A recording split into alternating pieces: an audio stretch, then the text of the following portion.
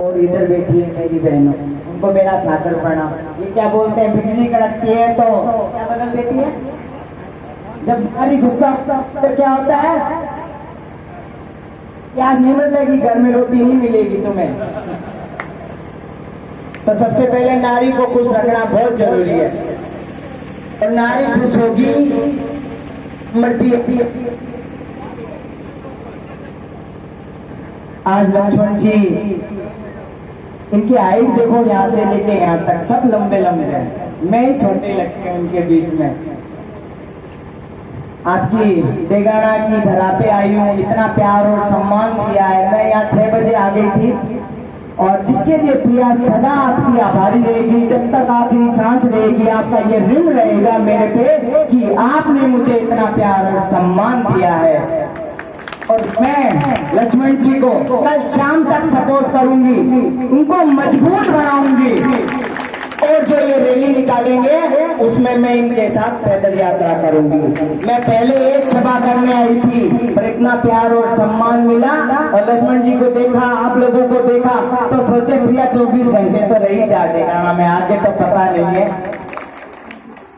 ऐसी सरकार किसी काम की नहीं है जिसने धर्म बेच दिया, शिक्षा बेच दी, देश बेच दिया, बेटियां बेच दी, किसान का हक और अधिकार बेच दिया, बचा क्या? कुछ भी नहीं। गहलोत जी कहते हैं कि मैं सत्ता पे, साइकिल पे सत्ता ग्रहण करने गया था। आज गहलोत जी को देखो, वो कितनी गाड़ियों के साथ घूमते हैं, कितने करोड़ों के बंगले हैं। जब एक मंत्री को 2 लाख रुपए मिलते हैं महीने के, तो करोड़ों रुपए कहां से आ गए? वो वहां से आ गए, वो आपके हक और अधिकार खा गई। मोदी जी ने चाय बेचते बेचते पूरा देश ही बेच दिया। कहते हैं खाली झोला लेके आया था, खाली झोले के अंदर 15-15 लाख के सूट, और विदेश यात्रा करते हैं। मैं ईश्वर से कामना करती हूँ, तेजा जी महाराज से कामना करती हूँ कि मेरे भाइयों को सब का खाली झोला दे, और वही 15 लाख के सूट पहने। ये एक वोट नहीं है, वोट देने जाओ। वोट हमेशा भावनाओं में दिए जाते हैं, दिमाग से कभी काम मत लेना कि दिमाग से दोगे तो आप ये सोचोगे। पिछले 70 साल से आप लोगों का उपयोग हो रहा है, और फिर भी होगा।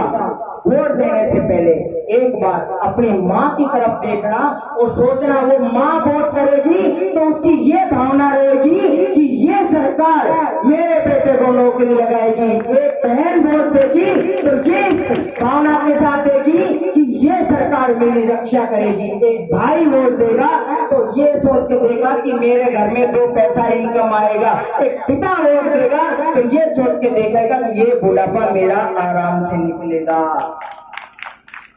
हमेशा निराशा हाथ लगती है आपको, और वो इसलिए लगती है कि हम गलत फैसला लेते हैं। जब बेटियों की इज्जत तार-तार हो रही थी, जब खिलाड़ियों की इज्जत तार-तार हो रही थी, मैं कहती हूँ एक खिलाड़ी देश का नाम रोशन करने जाता है, एक नेता नहीं जाता। मान्यवर मुख्यमंत्री को हक नहीं है, मान्यवर प्रधानमंत्री को हक नहीं है, राष्ट्रपति को हक नहीं है कि खिलाड़ी का अपमान करे। जब बीजेपी के इतने नेता शांत सो रहे थे, तो 2 भाई हनुमान बेनीवाल और चंद्रशेखर उन बेटियों के हक और अधिकार के लिए खड़े थे। कोई नहीं गया था 90 दिन तक। जब एक किसान रोड पे बैठा था, तब इकलौता हनुमान